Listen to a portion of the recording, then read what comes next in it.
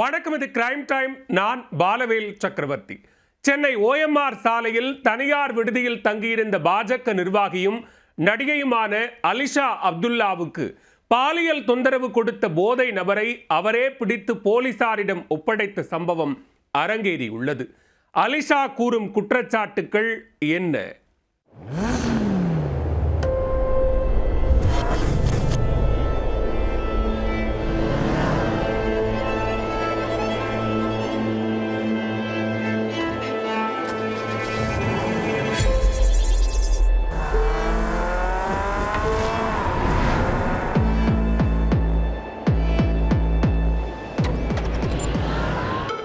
சென்னையைச் சேர்ந்த அலிஷா அப்துல்லா சிறுவயதிலிருந்தே பைக் மற்றும் கார் ரேசிங்கில் ஆர்வம் கொண்டவர்.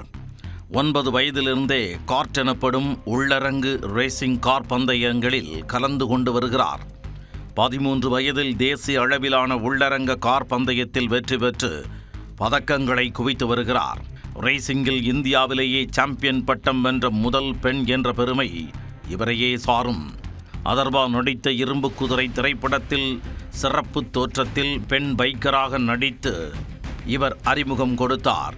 அதன் பின்னர் விஜய் ஆண்டனி நடித்த சைத்தான் படத்தில் இவர் நடித்திருப்பார். நடிகர் அஜித் குடும்பமும் இவரது குடும்பமும் மிகவும் நெருக்கமானவர்கள் என்று கூறப்படுகிறது. கடந்த 2022ஆம் ஆண்டு முதல் பாஜகவில் இணைந்து கட்சி பணியாற்றி வருகிறார்.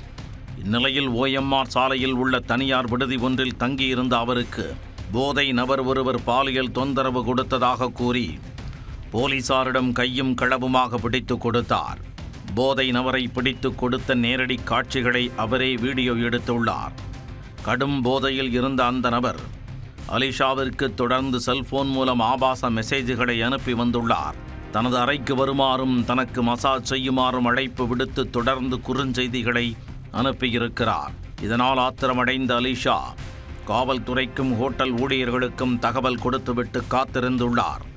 மணிக்கணக்கில் காத்திருந்தும் அவர்களிடம் இருந்து சரியான பதில் கிடைக்காததால் ஒரு முடிவுக்கு வந்த அலிஷா அந்த போதை நபரை போலீசாரிடம் கையும் களவுமாக பிடித்து கொடுக்க திட்டமிட்டுள்ளார்.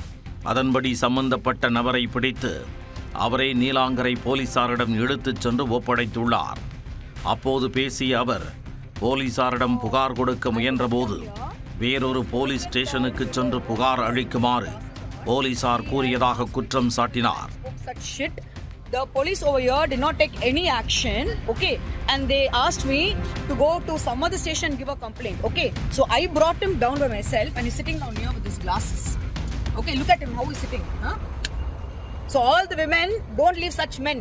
தன்னை போன்று 0% போலீஸ் பாதுகாப்புடன் தினமும் எத்தனை பெண்கள் இதை போன்ற பாலியல் தொல்லைகளை எதிர்கொள்கிறார்கள் என கேள்வி எழுப்பிய அவர் இவரை போன்ற போதை நபர்களால் தமிழகம் மிக மோசமான நிலைக்கு சென்று கொண்டிருப்பதாக குற்றம் சாட்டினார். இதையடுத்து போலீசார் அந்த போதை நபரை கழுத்தை பிடித்து இழுத்துச் சென்றனர். போதையில் நிலை தடுமாறியபடி இருந்த அந்த நபர் மீது அலிஷாவும் லேசான தாக்குதல் நடத்தினார். இந்த சம்பவத்தால் ஓஎம்ஆர் தனியார் விடுதியில் சற்று நேரம் பரபரப்பு ஏற்பட்டது.